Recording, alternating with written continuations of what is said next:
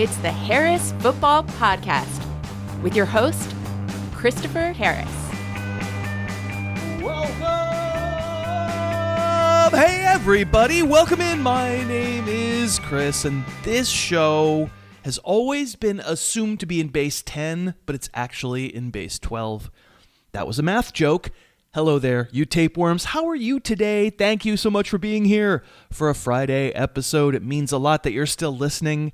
Thank you again for being quite literally the best audience any show has ever had. I think I should tell you the schedule for next week. I will be there for a live stream, of course, on Sunday at noon Eastern for the Yacht Club members. But next week, there's no Monday show. We'll be summing up everything that happened over the weekend on Tuesday and also do a waiver wire as well on Tuesday. Then there'll be a Yacht Club show with Andy on Wednesday and a show next Friday as well. I just don't want you to be looking for a Monday show. We are down to the nubbin. We are heading into championship week at that point. In championship week, you don't need a million episodes to tell you who to start. You need some brief conversation, and you need a ranks page, and you need, a good stiff drink. Possibly non-alcoholic, but make it stiff regardless. We will get started for today's show with the game of the year so far in the NFL. Thursday night, Seattle's insane comeback overtime win over the Rams. If you sometimes feel conflicted about the NFL, by golly, me too. This entertainment property is too big to fail. It's the plaything of billionaires who do not care about us, who cover up the scandals it can, who sane washes the scandals it can't. It's about carnage and head injuries and lying and indulging bad behavior, misogynist behavior, much worse than that. And it's me saying this, who has made a pretty good living talking about it. And yet, come on. It's also impossibly fun, breathtaking, the best sport in the world. You can't look away. Plus, as I said earlier in the week, reading from my own as-yet unpublished football novel, to paraphrase myself, if you can find the large American institution that doesn't have most of these same problems, I would love to hear about it. And has there ever been a 24-hour period that made the inherent contradictions in being a football fan more manifest than this Puka Nacua stuff? I mean, the answer to that is probably yes, there has, but still. Having on the one hand Nacua act like a racist jackass in an incredibly public way, and having the lead hand around talking points, oh, he's just naive, and having that be okay, oh, well then forget it, it's fine. But then on the other hand, to have Nacua perform like he did last night and have the game be as unbelievably exciting as it was, that's it right there. That's the entire ball of wax. And I'm right there with you. I'm cheering and yelling and also shaking my head at the marvels these guys produce and the horrors that they sometimes produce. And I'm not turning away. I'm addicted to the product, just like all of you. There's no soapbox here. Believe me, I watch. I think people should watch, if they like it. We got to live our lives. And everybody has a breaking point. I have a couple of friends who've given up on football because of stuff like this. And of course I understand. Everybody has breaking points in life. Lines that you just don't want to cross anymore because it just doesn't feel great. And who can say that the other person should feel worse or better than they feel? I'm vegetarian. That's a line that I'm not crossing. The person over there is anti-gambling. Can't get mad at it. The other one doesn't want their son or daughter to have a phone. I don't know. Are these dumb examples? I just wanted to say, if you feel conflicted about Puka Nacua acting like a truly, absolutely uneducated, harmful ass, and then watching him do amazing things, I feel it too. How many times have I said it? The league has the most addictive sporting drug ever invented by humans, and it actually does, maybe despite our better instincts, make life more fun.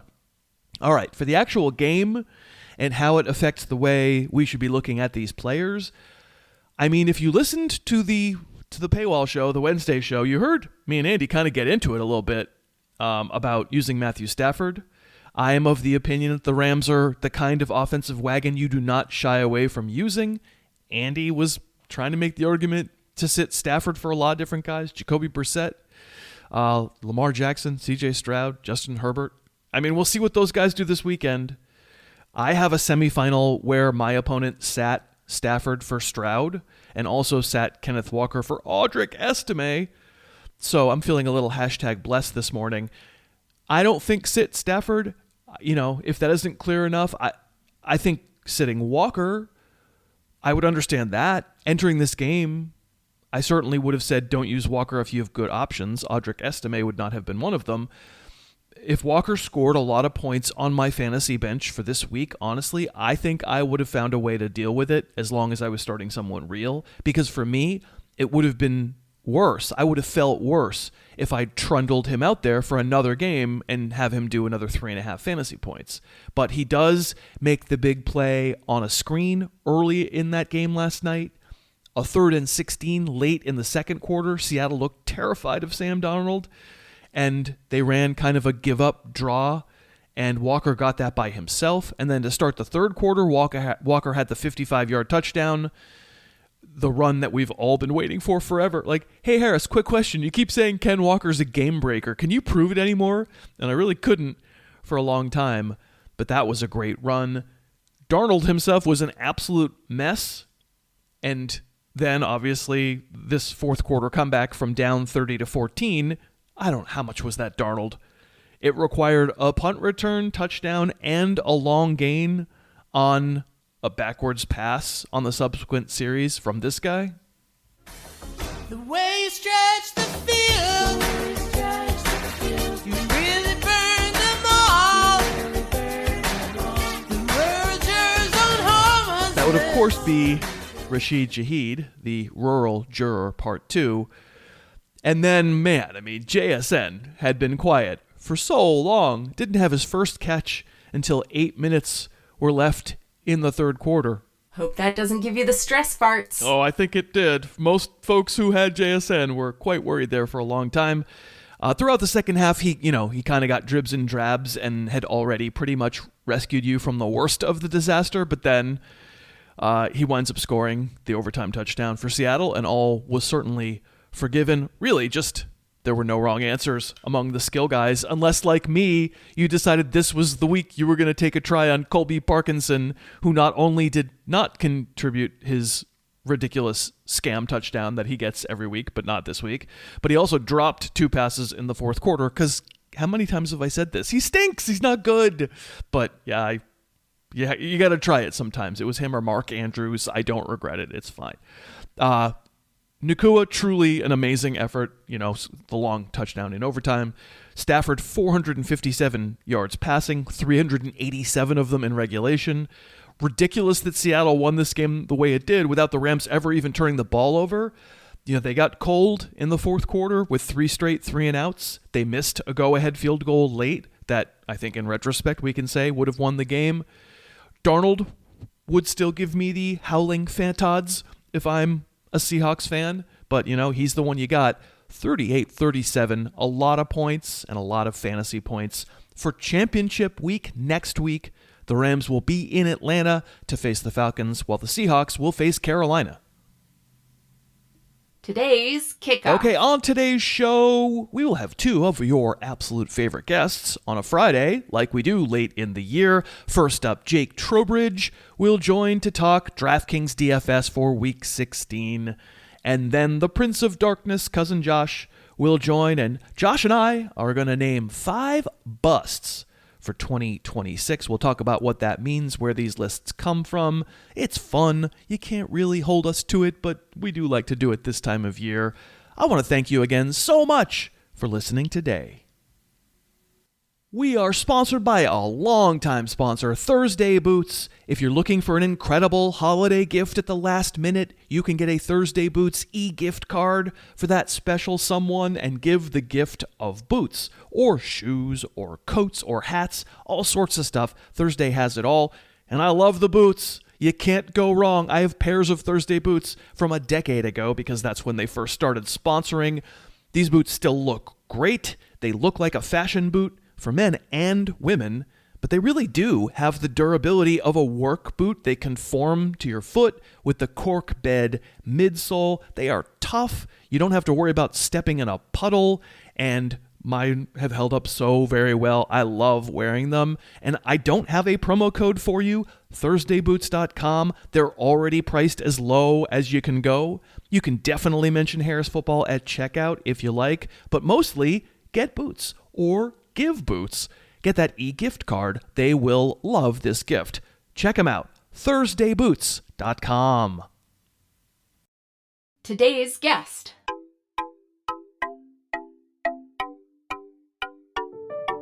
Come on, Harris Podcast on. It's Thursday night and it won't be long. It's DFS time. Got my picks all wrong. Jake Trowbridge in the state he's from is Minnesota. Wisconsin. He's got all we need. So if you got cash and got DraftKings, he's got picks, baby. We all do love Jake's picks, just not so much last week, nor did we like Chris's picks last week. You can find Jake Trowbridge, my first guest today, on Blue Sky. Just look him up, Jake Trowbridge. Neither of us cashed. That's the first time in a while in our contest that neither one of us cashed. We clearly have to rectify that. I mean, you're being very kind when you use phrases like, this is the first time that neither one of us cashed. I think we can agree that you've been keeping the sales upright here for the last few weeks in terms of cashing. But you know what? I'll take your pity. It's fine.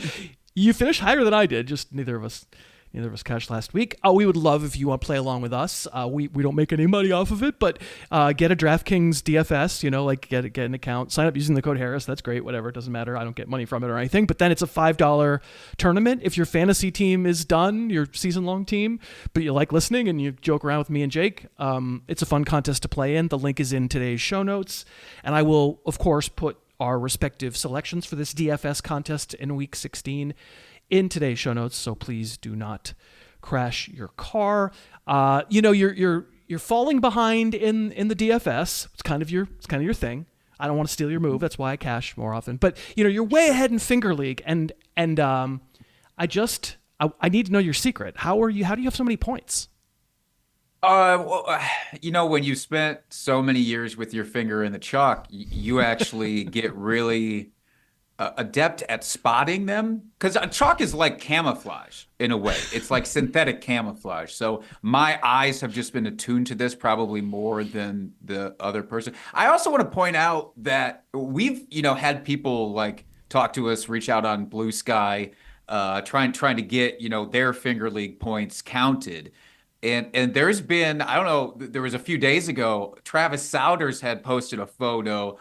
He'd actually seen some tacky finger out there. I don't know if you're familiar with this substance, listeners, but it's quote, the superior fingertip moistener. And Travis had reached out and was like, hey, is this a +1 for Finger League? And I have to be clear about something. No, that's not the ethos of Finger League. And if anything, that's like a borderline juicing scandal. You're talking about using a substance to try to improve your finger. That's not allowed. I don't want to be too Goodell about this, but man, no. Or Tim Robinson. Travis, I'm sorry, I love you, but no. Tim Robinson, is famously the commissioner of Spider League, and on the text chain is very brutal. So, Travis and I, we speak, and he's a real life friend. And I'll give you his number. I think you're going to have to deliver some wisdom. Because we're not going to go the punishment route. I don't want to. We're not that kind. You tell me if I'm wrong, but I don't think we're that kind of league. I don't think Finger League is that kind of league. So we're not going to go punishment, but I do Travis, we just got to talk, man. That's all. Travis, I was going to let it slide and give you 40 points, but Jake clearly runs this particular show. All right, so it's week 16. It is not a full slate because we have two Thursday games. Two Saturday games, and then, of course, the game last night. But, comparable to bye week, typical in-season bye week stuff. Where are you starting? I started by looking at all these running backs that people are going to have to make do with in their actual, weekly leagues. And there's a lot of these guys that they're kind of thrust into action. They're all very cheap. I don't like any of them. So I went through this whole rotation. I was like, God, can I really start Audric Estime at 5,000? do I want to do Michael Carter at 5,400? And I basically just went through that whole list and I just said, I'm not going to be that guy this week. So the real answer to this is I scrolled up as much as I felt comfortable at running back to just basically try to get my bearings. And where I landed on is a pair of running backs that are not inexpensive, but they feel very reasonably priced to me, and I do expect big things. So one is Chase Brown, 6,900. It's a little bit, I'm not trying to game theory it too much, but like, what's this new look Miami, offense going to be with Quinn Ewers in there? The worst case scenario, Chase Brown is asked to salt this thing away early, and I still think he gets the bulk of the touches. And then I went with Tyrone Tracy at 5,700. Tyrone Tracy may be underpriced, or maybe you still feel that Devin Singletary could be a greater thorn in his side. I don't really feel that way, so it feels very nice to me. I mean, we may have talked about it in this very segment last week where I was like, I'm not sure I want to be investing in Tracy because the last time I saw them play, Singletary was the starter. Did not feel that way last week, no question about it. Minnesota's a harder matchup than Washington, but that 5,700 is pretty good. I'll tell you where I started with a stack, and I don't feel great about it. I'm here to tell you I don't feel so good, Mr. Stark. But I did it anyway because, if you got a chance to get the discount double check Zen Master who has tattoos that he doesn't know the meaning of, Aaron Rodgers on a fantasy team, I think you have to do it. My first experience with this, probably for the last time in my life and his life, because one hopes he's retiring and we never have to deal with him again, and I certainly haven't picked him yet this year. I stacked Aaron Rodgers and flexed DK Metcalf as my least expensive wide receiver. To be honest, the logic was at first I said, everybody can score points against the Lions, and they're always motivated to because the Lions are going to score points too. So it just feels like big total, big points, big everything. And the Lions defense is obviously ravaged by injury. So I started out wanting Metcalf, and then I was like, oh, what the hell? Rodgers is going to have some numbers, isn't he? Question mark. So it's 5,000 for Aaron Rodgers and 5,400 for DK Metcalf. And then going the other way, I did Amon-Ra St. Brown for 8,400. I also have Amon-Ra St. Brown in here. Okay. He is not the only Lions player that I have in this lineup. But real quick, do you think, what is the price if you cobbled together all of the Pittsburgh Steelers tight ends into one spot? Does DraftKings have like a collective where you get a discount if you put all three in or something? Yeah, Borg. Yeah. I thought you were going to say, like, what would be the price if it was DK Metcalf alone or DK Metcalf with every other Steeler wide receiver? Oh, it'd be the same. It'd be 5,400. Because there's really not a lot of chance. Yeah, you're a stronger man than I am. Putting that, I completely understand the logic of it. It's just well, I don't have it in me. Right. It lets me. I think there's points there, and you're buying points per dollar, obviously, and you're shooting in a GPP for upside. And so if it's a 45-31 game, cool. Like, I think I'll probably pay off then. But it lets me afford St. Brown at 8,400 and Bijan Robinson at 8,700. So I'm cheaping out on those guys so that I can spend some bucks on Bijan. Get a couple of all-stars in there. I see what you're doing here. It's almost like you've played DFS before and you understand cost equity and things like that. I went for the expensive stack in the side. Originally, I was not going to stack at all. My original lineup had 0 stacks. I went naked. That's what they call it when you just have the quarterback. I learned that. That's a real thing. I did not do that. I just couldn't not stack. I have a problem, I think. But I went with Jared Goff at 6,300 to pair with Amon-Ra St. Brown at 8,400. And no, they're not alone either. So I am investing probably way too heavily into this game because I threw Jameson Williams in here at 6,400 in my flex. I was originally just going to have Jameson Williams, but then things happened and I was able to work my way up to Amon-Ra St. Brown as well. We saw last week, everybody can get some. I don't know that they'll do it back-to-back weeks, but I'm fine with the risk assessment here. There probably will. I had Jared Goff written as an honorable mention, so yeah, I just couldn't afford it because I wanted Bijan. Do I have anybody else who's good on my team? I don't know. What does one think of Omarion Hampton? Is he a good football player? Yeah, pretty good. I have him at 5,800. That was kind of $1 per point. Yeah. in theory, I think the way the Cowboy defense has looked, isn't it ironic, don't you think, that the Chargers are facing the Cowboys, and the way the Cowboys have looked the past couple of weeks, you really, really want the passing game of the opponent. The run game's probably fine too. You just haven't really needed to run against Dallas. But since that little hiccup, I said this to Andy on Wednesday's show, since the little hiccup where suddenly they were like, we traded for, we now have a real defensive line. Cool, we're good at defense now. No, you're not. Pretty much we learned, no, you're not. And I would love to go, let's do Justin Herbert, Lad McConkey, and I just don't trust that offensive line nearly enough. So I just, in my little mind palace, decided, the way the Chargers are going to attack this is by the run, and so Omarion at 5,800. What a brilliant call by me. Did you think at all about his backfield mate, Kamani, in all of this? And in terms of pass catching, it seems like he's still going to be out there. I don't know that they're going to shelve him entirely. I actually did not look to see what the cost discrepancy is between these two. So let's see. You just asked two questions. The first is the cost discrepancy is 500, so you can pay 5,800 for Hampton or 5,300 for Vidal. I agree with you in theory because Vidal is by far the pass blocker. They don't trust Hampton as much. They also don't throw the ball to Vidal. They haven't.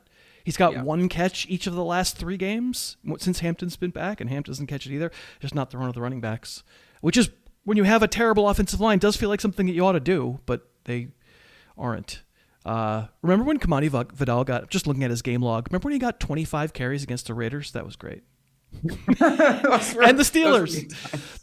25 and 25 in 2 out of 3 weeks. And in between, he got 5 because they lost to the Jags 35-6. To be a Charger fan, it must be such a Charger fan, man. I really only asked about Kamani, by the way, because it just kind of feels like with him being a hindrance there, it's like you're playing with one hand in your pocket. Boom! Long-awaited reference to tie in a second Alanis reference into this thing, by the way. I'm just not head over feet for Omarion Hampton. Boom! That's the third one. That's a deeper cut, but anyways, sorry. I do fear that I have reached the limit of my... What else does she sing that I would know? the one about doing something in a theater. Oh, sure. Yeah, okay. I remember that. Yeah, absolutely. With Dave, what's his name? Dave Coulier? Is that his name? Dave Coulier. That's been debunked, by the way. I want to take this moment to put this out there. That was a rumor that went up for a long time, and it has been thoroughly debunked. So you ought to know, Chris, and you ought to know that. I'm shamed. Yeah, you have way too much facility, both with Alanis Morissette song titles and lore, and you've been docked 10 points in Finger League. It's unfortunate, but yeah, you live, you learn. Oh, I think that's a song too. Baby! All right, we got to get back to some players here before this goes even further off the rails. Did you think at all? We haven't had any overlap besides Amon-Ra St. Brown, which I'm fine with. That's great. I'm fine with the overlap and lack of other overlap. But Mike Evans at 6,300. I was out last week. I didn't feel comfortable starting him coming back, and then I felt pretty foolish. And I'm not ready to feel foolish for leaving him out. 6,300 is basically as cheap as you can get him ever outside of last week, but this is the cheapest that he's been, in a few games that he played this year. Any interest? I didn't really think about him, although, I ranked him real high among wide receivers. I don't think I could afford that. I couldn't afford 6,300 because these last couple of guys at receiver, they were the last couple of guys I picked. And so I had to be below 6,000. So he wasn't really in my neighborhood. I get it. I mean, he comes out, immediately looks like the number one. Oh, he's on a pitch count. No, he's not. And if he is, they're throwing it to him every single time he's out there. So I don't mind that pick at all. No, I have Cortland Sutton and Jacoby Myers facing each other. The famous Broncos-Jags rivalry, I guess. Sutton's 5,700. Myers. I'm walking the walk, at least, on my Jacoby Myers weekly rank for fantasy, because there are a lot of people out there who are like, Harris is making Jacoby Myers a borderline top 20 option against the Broncos defense. Is Trevor Lawrence still the quarterback, dude? And I'm like, well, yes, we did talk about that at length on the Wednesday show. So at least I'm walking the walk. I'm filling it out with what will probably not be a high-scoring game between the Broncos and Jags, but Sutton 5,700 just feels like an underprice, feels cheap to me. He's been red hot. Myers has been red hot, but it is a fair point if we're one to say, is Myers really a good GPP type guy? Does he really have a big explosion that can win me or get me into the top 10 of a prize pool? Maybe not, but too bad. Shut up, mythical guy I just made up in my head.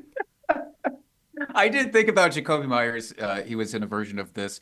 I don't know what to make of Pat Surtain and who he's actually going to be focused on. I don't know that the Jags have like a legitimate wide receiver one where that's going to be a shadowy thing. Is he going to be on Myers? Is he going to be on BTJ? I don't know. So he's cheap though, basically. Yeah. And if he'll get the volume, then you'll be just fine.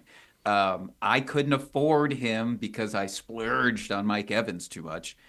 So I went much lower for my last wide receiver, who is Adonai Mitchell at 4,500. This does feel like a GPP dude, though, where it's just like, It's all or nothing. And I understand that it could be nothing, but 4,500 is just fine for that.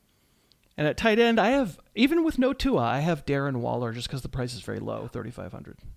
Me too. I was thinking that people would be off of Darren Waller because of the QB change, but probably not because it's Cincinnati.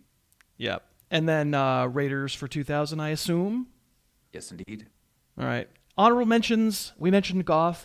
If you wanted to splurge but not take Bijan, I could take Devon Achane against the Bengals. Got no problem with that. The couple of the cheaper running backs that you mentioned were interesting. I'll also just throw in the heap in that like 55 and 100 and under.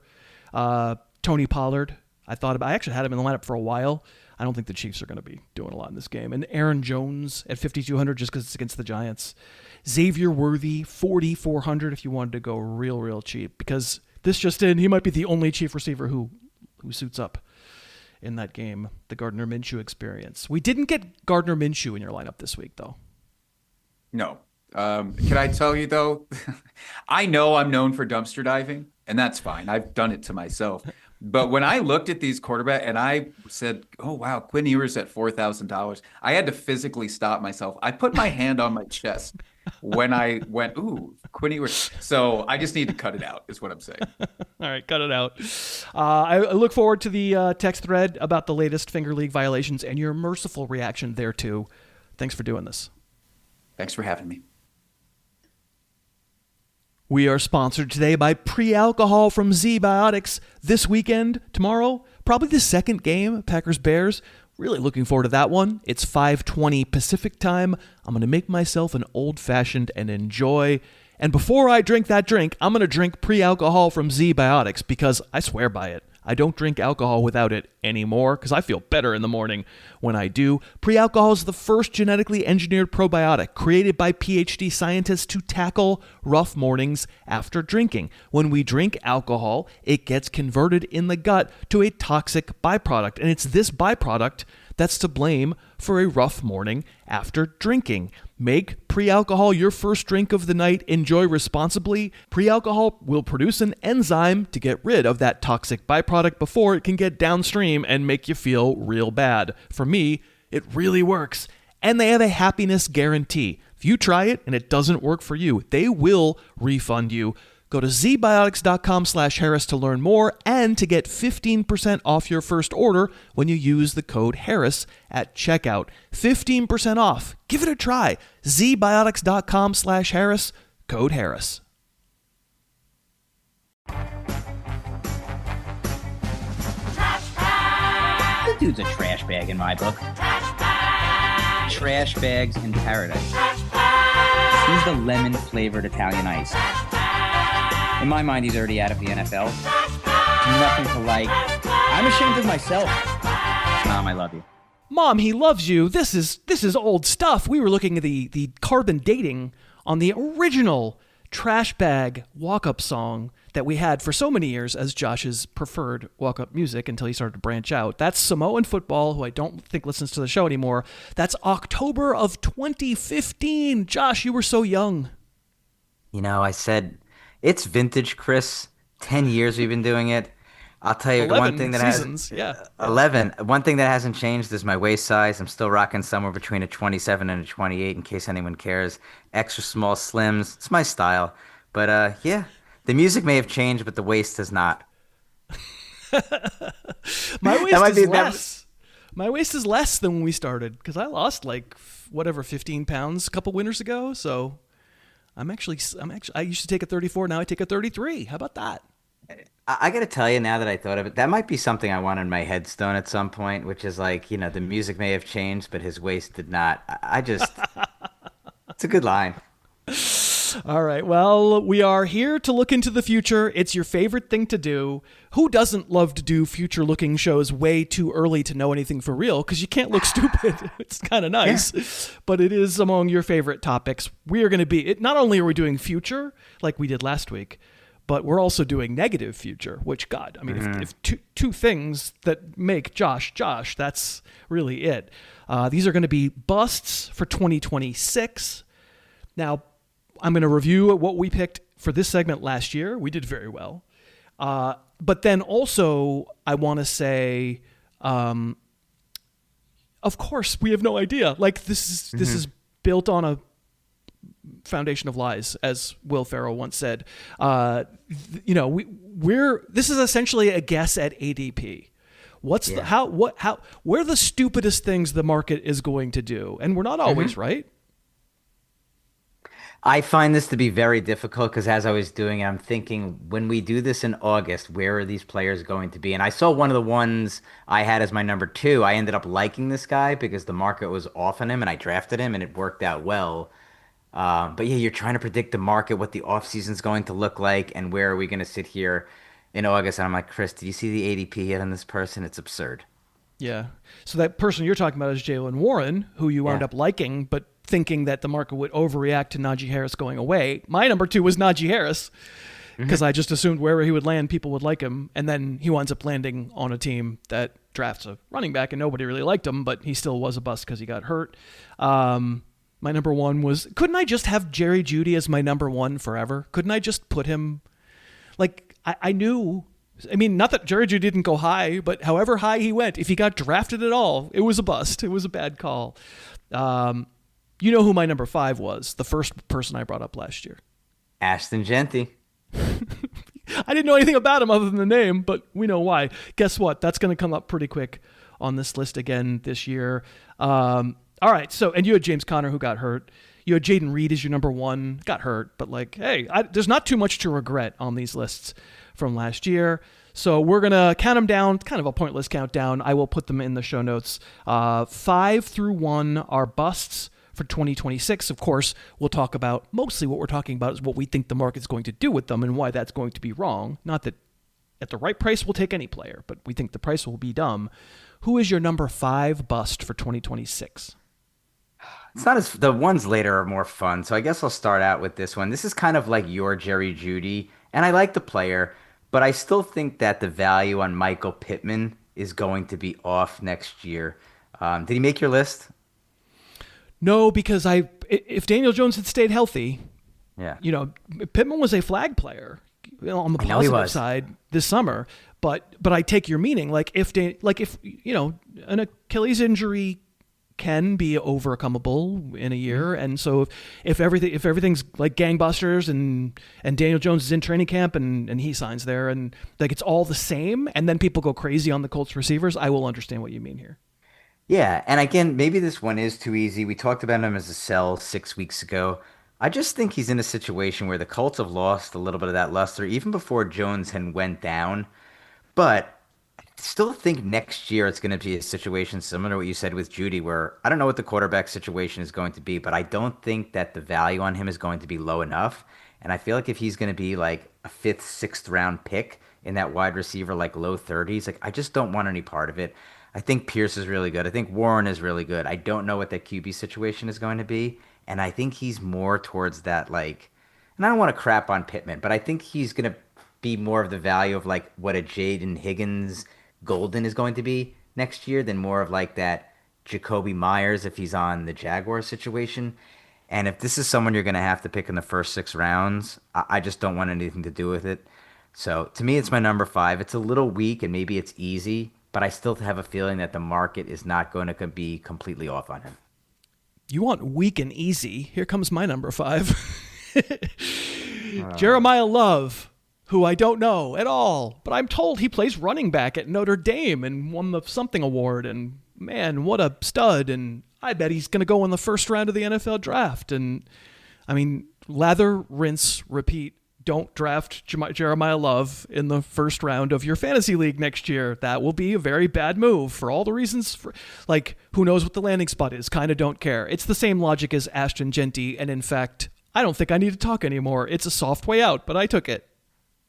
It's funny. I looked at the Ashton Genty pick last time from last year, and I'm like, is Chris going to do this again? And I know how this goes down. He ends up on a team in the top 15, 18 that doesn't have a running back, and everyone projects this, and he ends up by draft time going somewhere between 12 and 14, and we do this again. You and I are probably not going to spend that capital on someone who's never touched the ball in the NFL, so I get it. Yeah. Number 4 for you.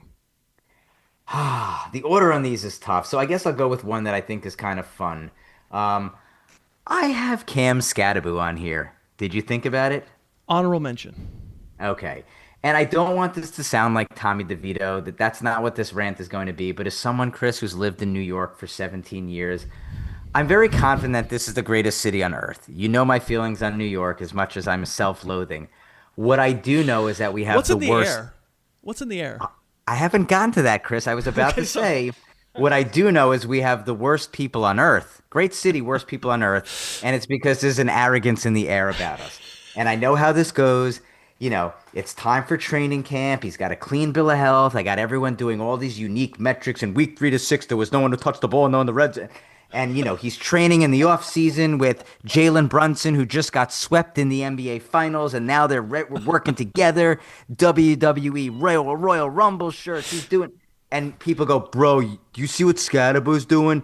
He's running up mountains, man, with Brunson on his back. They got... And it's just, okay, sure. Here's the thing, Chris. It's a 6-week sample size, right? That style of NFL was really cool in the 1990s, and it's like, yeah, man, this is awesome. It's the same way, it was really cool to watch John Morant fly to the hoop and Zion Williamson's doing 360s. And I know a lot of times how the story ends. What I'm getting at is this. By the time this draft starts, he will be a 3rd-round pick, and I'm certain of it with the New York bump up, right? I was maybe even going to say 2nd. He could. Again, It all comes down to the type of publicity we're getting, and the Knicks could be tied into this. We don't know yet. But again, I am not the type of person who looks at a 7-game sample size and says, this is how I want to spend, like you said, end of 2 or round 3 capital, because during a short period, he was a 3-down back, and, he did really cool backflips and surfing in the end zone. That's not how I'm going to do my early part of my draft. If it works, phenomenal, but I know more times than not that style of play, it just doesn't work out in the NFL. So I'm going to probably be out on Cam Scatterbo if he's going to be a top 30 pick. Yeah, I would be too. He's an honorable mention for me. Easily could have made this list. I'm glad I didn't pick him so that you got to talk about him. My number 4, I'm starting with the pro formas, the ones that you would expect me to have, but I'll put Trey McBride on the list. Because I'm not taking I'm not taking him at 11. Did you make your list? Oh, he's on my list, but I'll let you go. Well, I mean, maybe I won't go too much because you're gonna. I mean, actually, Go ahead. Just talk about him. Let's just do Trey McBride right now. Is he your number 1?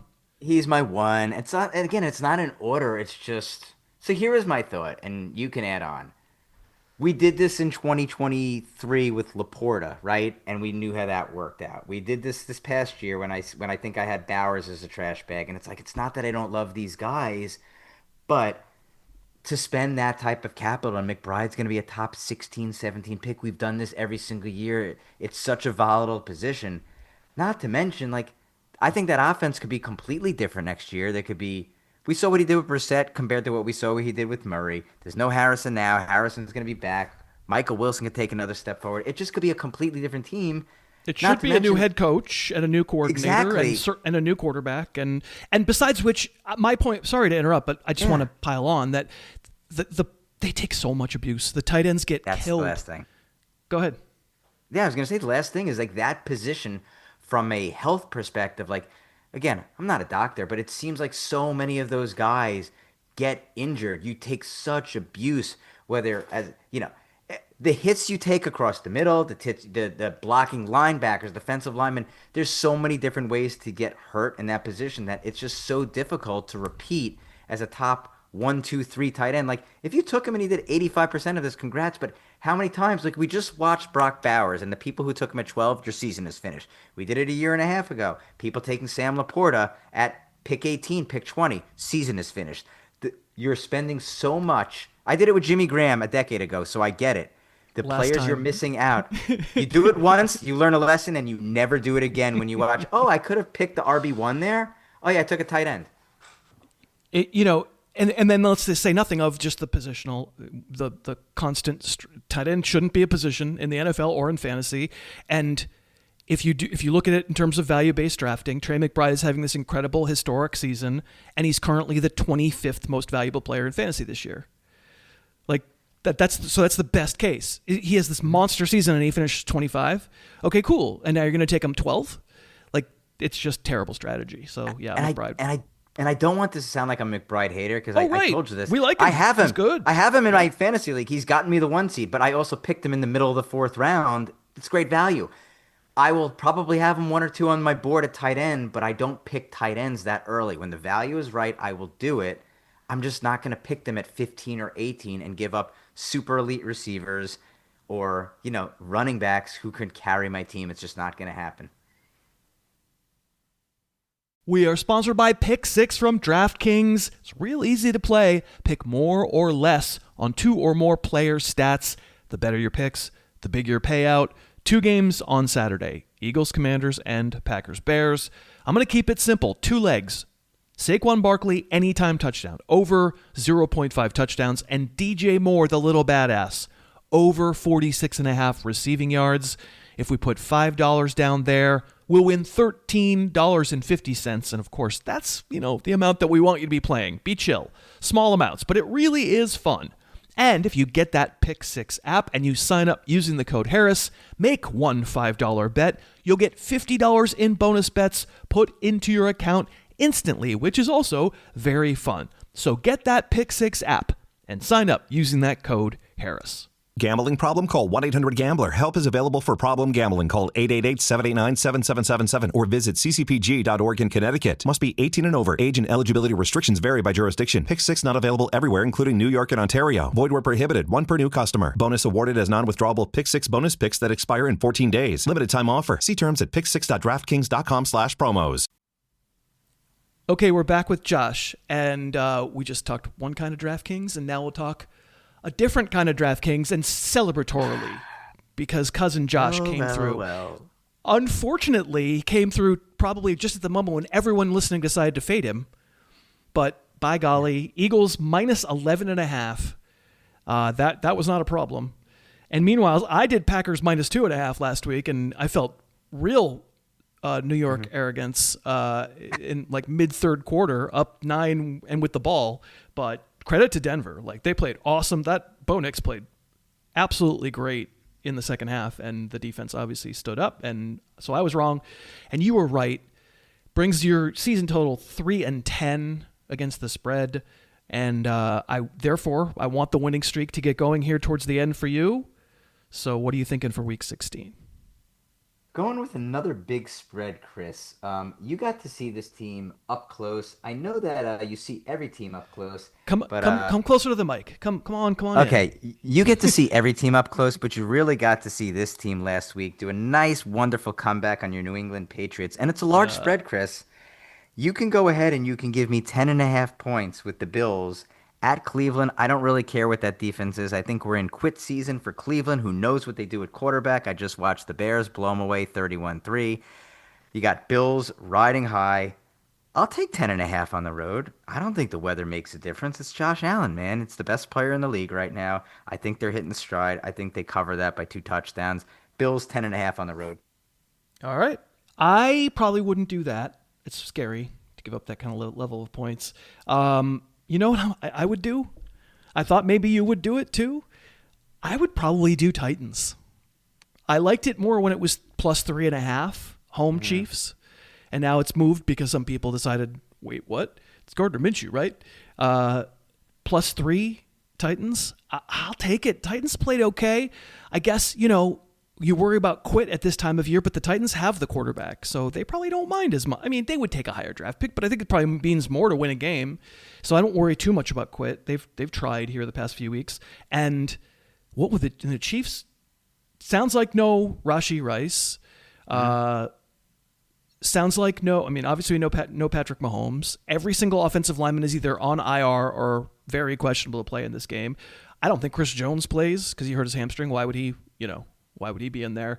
The slot corner might be out. The really good one. Like, I feel like I would probably take Tennessee, but Bills minus 10.5 is where you want to go, and we respect it. We want the winning streak here in December to start rolling. Of course, as I said, get that DraftKings app, sign up using the code Harris, and if you make one $5 wager, that's what you should do. You should take Josh's pick, make $1 to $5 wager, then you get like $50 in bonus bets put into your account. So, all right, we are in the bottom stages or top stages, whatever you want to call it, of the countdown. And we've both done our number 4. We've also accidentally done your number 1, but that's life in the big city. So, Josh, who is your number 3 bust for 2026? Maybe I should have made this 5 because I think I'm the least sure of it. And I think if it's all going to come down to ADP. And both of us like this player. I have the Sprinter Soldier on here, Chris. Do you know who that is these days? I do. I believe I'm the one who coined the phrase. I know. Yeah. And it stuck with me. I have Bucky Irving on here, and it's like I almost want to work through this with you together as kind of an exercise, Chris. I guess here is my thought. Go. Oh, I was just going to say, because you're so right. It just comes down to what the feeling is about everything that happens in the offseason with Tampa's backfield. That's it. And I think, look, they win this week. Did my voice just crack? I think they win this week. They beat the Panthers. They get that division. Maybe they play 1 or 2 playoff games. He looks good. White's, UFA. Tucker's probably going to be there again. I've kind of seen him getting some of that goal work. But I guess I'm just thinking through this and say we have a year and a half sample size pretty much of this guy because it's been injured a considerable amount of time. I think coming out as a rookie, we looked at him and said size-wise, like 5'9", 190 and change, but he's kind of electric with the ball, and he plays a little bit bigger than that. And you and I both like him, but this is our second season, and he's been out for injuries. And I think about this, and I go, if he finishes this season, they make the playoffs, like, what does that look like next year? Like, what is the steam going to be on him? Is he back to being around 2 pick again? Like, if he's going to be pick 18 or 19, and a mid-second round pick. And I think by the time ADP came this year, what was he, like 13 or 14? I remember you telling me, like, Andy's telling you he's going round 1. And I just go, man, I'm on the clock next year and I'm somewhere in like middle to end of the second. Like, do I really feel comfortable pulling the trigger on Bucky Irving?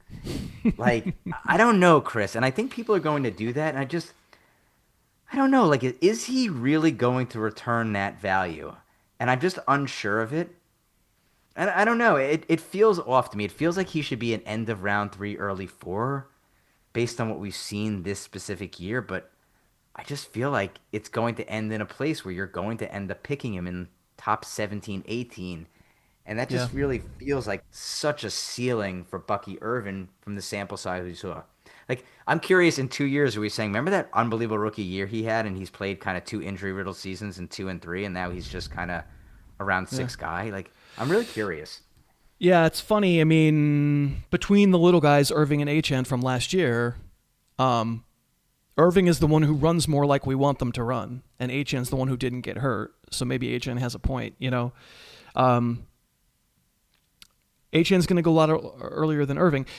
Yeah, this is a question of ADP, and you're much better at guessing ADP. If you think, he went RB8-ish last year, this past year, like 16, like you said, 15, 16, 17 overall. I think that's probably right, that if the market's going to ignore all the missed time and all the weirdness about the goal line, and if they're just going to go, yep, put it right back there, you go, maybe I don't want to do that. I mean, if his ADP is higher than Josh Jacobs' ADP, who are you taking? Josh Jacobs. Me too. I thought of an interesting one as I was writing this. Like, I am assuming he's going to be higher than Chase Brown next year in ADP, right? Yeah? Question mark? They seem like they should be in the same neighborhood. Yeah. But you're right. Maybe not. I mean, they both feel like that should be who you're considering at low level RB1 if you really didn't take a running. I don't think you or I are going to take the end of round 2 running back, beginning of round 3 running back, because we're just so locked into running back in the first round. Yeah. The other thing I thought about, and I'm just curious, 'cause I went to Fantasy Pros Dynasty, and they have Bucky Irving at 7, and I'm like, man. He's at 7, Judkins is at 11, Trevion Henderson 14, Chase Brown 15, and I'm like, is he 8 picks better just on running backs from a dynasty value? That seems really, really high on such a small sample size, and someone of kind of that stature. I'm not saying it's impossible, because we've seen now Devon Achane kind of go pretty much this full season, but boy, he's really good too. Bucky Irving's really, really good. I think some of the and Andy gets really carried away with Irving. He's like, I haven't seen moves like this since Barry Sanders. Okay, man. I mean, Jahmyr Gibbs is right there. But yeah, I think he's really good. And if I'm picking in the middle of the second round and I've taken the running back in the middle of the first round, there's a really great chance that there's some wide receivers available that I'm like, this is the end of the good wide receivers. I'm not going to mess with Bucky Irving there. Or Chase Brown, or, Judkins, forget it. But, yeah. So it's good that, it's really just a conversation about what the market's going to do with Irving. And I've been saying it for as long as we've been doing a show, I'm really personally not very good at knowing what ADP is going to be. I'm always surprised. I think you're way better at it. So I sort of believe you that there's some inflation coming for him.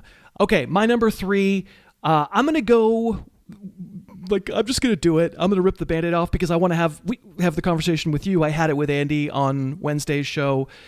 George Pickens. I can't see a path forward where people don't forgive whatever this is at the end of the season and look at the season totals, whether he's with Dallas or he signs some mega deal somewhere else. I don't think they're going to get around. He's going to be the wide receiver 9 or something. And I take the L. I am so wrong about how Pickens was going to do this year. I was loud wrong on a bunch of other people's shows too, calling him a dum-dum. And, now at the end here is a little bit of a dum-dum, but I can't do it. I don't trust him. I think I'll probably have him a round or 2. He's going to go in the second round, right? Yeah, so he's my number 2, so we can have a conversation. And right. I think it's great. We can have a nice lengthy conversation because I'm a huge Pickens guy. I have him in La Liga. I traded up to get him in my home league. But even me, I think that he's currently wide receiver 4, and that's exactly what I wrote as a bullet. I'm like, he's going to be a round 2 player next year, and I don't think there's any way around that. Again, I'm a huge fan of his. That said, I think the last couple of weeks, really, really concerned about the effort stuff, and I really hate to do it, and you've always said that to me where you're like, dude, there's sometimes he just takes off plays, and I watched it for 3 of the last 4 weeks. And I looked as a dynasty overall asset. They have him listed as 20. That's running backs, receivers, QBs, and I'm like, whoa! And if someone in La Liga, again, I own him. He's under contract for 4 more years. Values him anywhere near a top 20 overall asset. Reach out to me this offseason. We can work out a deal. I like the guy. But, man, to use a round 2 pick on him, I thought about this and I wrote some bullets and I said, Pickens in the second or I don't know, what's Marvin Harrison going to be in the 4th? Jacoby Myers in the 6th? Some of these guys, and I like Pickens, but he could just as easily as a number 2 on his own team next year come out and do 10, 70, and 7. Miss a couple of games with a hamstring, which he did a few times in Pittsburgh, a year before. It's so much on someone that I have questions about his effort. Look, he makes some amazing plays, Chris, and I think sometimes with the ball in his hand, he's a bully. I think he does some really good stuff. But then I look at this and I scratch my head and I'm like, is he there today? Does he care? Yeah. Is this going to be this? I'm not the alpha. You think Lamb's the alpha? I just don't want to be dealing with that as a round 2 pick. Yeah, that's where I am. And the people who listened to the Wednesday show got this screed from me already, so I don't need to go crazy deep further into it. I think the Pickens skeptics who've been on the bus of being a skeptic for years lost some ammunition this year. Because, the party line was incredible freak catching the ball, amazing sideline artist, toe-tapping Marvel, kind of sucks at everything else. And yeah, this year he kind of showed us that he didn't suck at everything else. We have to acknowledge that the kind of overall, the thing that he is better than the thing that we were saying he was a year or two ago with the Steelers, and that was much more about the Steelers than him. I just don't want to have the second. I mean, I guess the counter argument is, can't anybody you take in the second round who's a receiver, didn't they all get hurt this year? So cool. This is a different kind of hurt. He loses his mind, and I guess I guess we can add into the equation, the Cowboys don't franchise tag him. They let him walk. Some other team signs him to be their 1, and somebody likes the quarterback, and suddenly Pickens is the 10 overall, and then you go, boy, I wouldn't be the team that would hitch my wagon to this guy. But yeah, I mean, I was wrong. I was wrong about him this year. I got a great question for you. Next year, and it's so tough to do this, would you rather have Pickens or maybe 7-8 picks later take Ladd McConkey? So Pickens with the Cowboys. Pickens with the Cowboys, McConkey in year 3 coming off kind of a weak year. I don't think McConkey will go anywhere close to 7 picks after George Pickens. You think though. More? Further down, more. You think? Yeah. The numbers are going to be real bad. I think I would rather have Ladd at his price. If you told me it was going to cost exactly the same, I would hesitate. But again, I'm not good at predicting ADP. But one other, Ted McMillan or Pickens, even same price. Who are you picking? Probably Pickens. Same price, but it won't be close to the same price, I don't think. I don't think people are going to view McMillan. They're going to be on to the next guy. Who's the next rookie? The 3 rookies that are going to go in the NFL draft, that's who people are going to want. They're going to be like, I saw Ted. It was good for a little while. Like Ibuka. It was a great start, but it's turned into just another guy. He's a part of the sadness. They don't call it the sadness, but all right. I've accidentally picked off 2 of your guys, but I have 2 remaining. The number 2 is you alluded to him earlier. And we actually, after we did our first round for 2026 in last week's show, you texted me right after and said, "Oh, I forgot to say this guy's name." Yep. And so it put me in my mind, him in my mind. And of course, he wears the footy pajamas, and I want him to be great. But if Travion Henderson is really the 14 pick, then I'm all the way out. I'm all the way out. I think he's real explosive, and he's going to win you some weeks. But if ever I think a guy is like the Deshaun Jackson of running backs, where I'm just worried the week he doesn't get to run real fast, there's not going to be a lot there. I would be scared to make Henderson that high of a pick. Yeah, I texted you and I said to you, and this is before this past week's game versus Buffalo, and I said, man, I just forgot. I said he's going to be this year's Bucky Irvin next year, which is like, again, we just saw another 30-point game, a huge explosion run. They're going to have some playoff games in there, and it's going to be everything we're all talking about. And it's going to be, oh, you think it's cool? Give me the Bon Jovi jacket. I'll pick him at 13 and 14, and we're going to do it. And I think he's going to be in that double-up area. He's going to be in that 12 to 14 range. And again, it's... Yeah, I don't want him there. It can work out. It can, but he's not Jahmyr Gibbs. People need to stop comparing him to Jahmyr. Maybe he will be someday. Maybe, but a lot of what we were promised is actually not what happened. Everybody knew he was fast, but people also thought he was a good pass blocker. People thought he was like kind of good zone runner. Like, he's terrible at all that stuff. He's fast. What he is fast. And it's really helped, obviously, when Stevenson got hurt and when, it turned out that Drake May was great and they had suddenly a wagon, a good offense. But, and like, being real fast and being able to hit home runs is ask Devon Achane. That really plays. So if he turns into what Devon Achane has turned into, awesome. They don't throw it to him. They throw it to him a little, but he's not like a weapon like Achane is or like Gibbs is. So yeah, I'm just not going to be in, I don't think. Maybe I'll change my mind, and maybe Stevenson leaving would help me change my mind too. There's a way, get rid of that contract maybe. But if it's 14, it just seems like any positive development for Henderson is going to keep bumping his ADP. I'll always be around behind it or whatever, So probably not going to pick him. My number 1's a receiver. And it's because I tried to take a look at, like you were doing, at dynasty ranks and future type ranks, and everybody seems to think that Rashee Rice is going to be right back in the second round. Wow. And maybe, maybe that's crazy. Maybe, like, you know how this goes with Mahomes. He'll be ahead of schedule. They were already issuing glowing press releases that he'd started his rehab a day after the surgery. Mm-hmm. So, like, this is going to be insufferable. And by August, everyone's going to be like, what? Mahomes is fine. He's playing week 1. Everything's normal. And Kelsey won't be there. And then Rashee Rice is everything. And I'm sorry, I feel a little vindicated with my initial skepticism on Rashee Rice's tape with the way this year wound up going. You tell me, Josh, did Rashee Rice come through and elevate that Chiefs team when they needed him most? No, he took a bunch of hits and dropped some balls. And look, is he good? Is he really, really good? I don't think he's really, really good in the way that we talked about some of these other people. I think that he was kind of put in a pedestal. You know me, I was mad when he got the suspension because I had him originally on a bust list, and I'm like, well, great, now he's moved out of round 2 and he's down to 5, 6. So you don't have to sell me on that because he was put in a place where you're being talked in the same vein as ASB and some of these other guys. I do agree. If we get this story that Mahomes and maybe he misses 1 week or 2 weeks, Rashee Rice is a second-round pick next year. And if that's where he's going, again, I know you and I are not taking him there. So, yeah, he's going to be a hero, and he's going to be the focal point, and Kelsey's not there anymore, yada, yada, yada.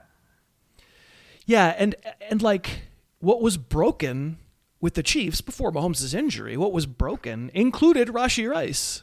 It's just so clear. Now, maybe Rashee Rice is capable of doing more than the Chiefs have allowed him to do in his time in the NFL, but all I ever see him do is run a 3-yard slant or a 5-yard cross and get the crap kicked out of him, and drop the ball sometimes and make good plays. And he's very good after the catch. I'm not trying to say he's a terrible player. He's not a terrible player, but is he like a super freak? Is he on the, people have such high hopes for Drake London's career. Do we feel like Rashee Rice is on Drake London's level as a player? No, I think he probably belongs in that. I mean, would you take Rome Odunze at value? Yes, over Rashee Rice, right? Yeah, because Rice will be so much more expensive, but that's it's a different kind of player, but like a big hypey type guy. I feel like this next year, everyone's going to go, I'm out on Odunze now. But for whatever reason, it seems like people are immediately just assuming, of course, if Mahomes is back, the Chiefs will just figure it out. Okay, doesn't part of figuring it out need to be to find another receiver? Don't they keep these same receivers around, and doesn't it keep looking bad? Clearly it's the offensive line. It's more the offensive line than anything else. And Mahomes is great. I just don't immediately assume Rashee Rice is just the super beneficiary of everything that will definitely go right with the Chiefs. You got to be pretty damn sure things are going to go right.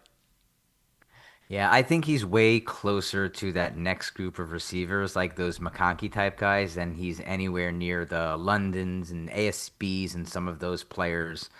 But he gets drafted closer to that tier of those super high-end echelon guys, versus more the sadness. And again, I don't see it. I think he's good. I'd be fine with him as a wide receiver 2 in my team, but he's going to be a round 2 player as long as Mahomes is ready to go by at least week 2, week 3. I'm trying to come up with an analog. I was like, what about T. Higgins? And I'm like, they're not, I feel similarly about them as rostering them for fantasy, but they're not similar players. T. Higgins is a downfield guy, and just about whether he tries that day. And Rashee Rice is, meanwhile, trying real hard, but just not really ever thrown. He's got the baddest guy on the planet throwing to him, and they've just decided, nope, you're our safety valve, or you're our delay throw, or you're our, good luck, dude, you're going to get the snot knocked out of you. I can't even really, who are the big slots who are great for fantasy? Is DK Metcalf, he's still fast. He's still making plays down the field. I can't even come up with an analog. It just seems like a weird type to be all in on. I don't know. Yeah, I'm looking at the list and I'm like, does Jalen Waddle? Yeah, Michael Thomas is. Yeah. Michael Thomas. That's the answer. Shut up, Harris. Michael Thomas did it for years. It's true. He did. I don't think I'm going to draft him next year. I will put these, it wound up being 8 players because we overlapped on 2. I will put them all in today's show notes. You can find Josh on Instagram at Detective Fish, Fisch. I'm sure the listeners would like to know, I believe that you're the favorite in your semifinals in your big old home league. Yeah, I'm a big favorite heading into it. Probably, I think in Vegas, I'm a plus 210 to win the title, which again, there's 3 other teams left. That's the last time I looked at the line, Chris. But yeah, I'm hoping to bring my 4th title home, 2nd in 4 years in the home league. Hopefully everyone, I know my home league, the people who are out of course are rooting for me. They'd love to see me win. The same way I love to see you win, Chris. It's just, you always root for the commissioner. But anyway, that's it, man. I got nothing else to say. It's been an absolute pleasure. I'm excited for some playoff football, and that's it. Thank you so much for listening. Let me also thank the 3 sponsors that made today's show possible: Thursday Boots, Z-Biotics, and Pick 6 from DraftKings. If you are so inclined and you want to say thanks by using one of the codes and get something great, that's terrific. If you don't currently have the means or a need, so happy to have you listening. You can find today's sponsors listed in today's show notes, and all the current sponsors are listed at harrisfootball.com. I didn't leave time yet for semifinal week injury news elsewhere in the show. The truth is, I feel like if we get super stressed out over Thursday practice reports in December, that's not stress that's well placed, because the guys don't need to practice to play. But maybe you aren't going to have time to continually refresh the injury wires this weekend. So I would feel bad if I didn't at least list some of the names that I'll be watching as I update the ranks at harrisfootball.com this weekend, which of course I will do. So before you submit your lineup, you can check the page and see if you agree. We're going to be looking at Josh Jacobs, then Woody Marks, DeAndre Swift, Drake London, T. Higgins, Rashee Rice, Christian Watson, Marvin Harrison, Ricky Pearsall, Dalton Kincaid. All of them are some variable of questionable. Then Luther Burden and Rome Odunze, both out. Devon Vele, Devin Neal, out. Bashul Tutin, for what it's worth, out. I promise I will adjust the ranks at harrisfootball.com as we learn definitive word about who's playing and who is not. Of course, we did do some more lineup talk on the Wednesday show. The Yacht Club folks know that. So, you can join the Yacht Club.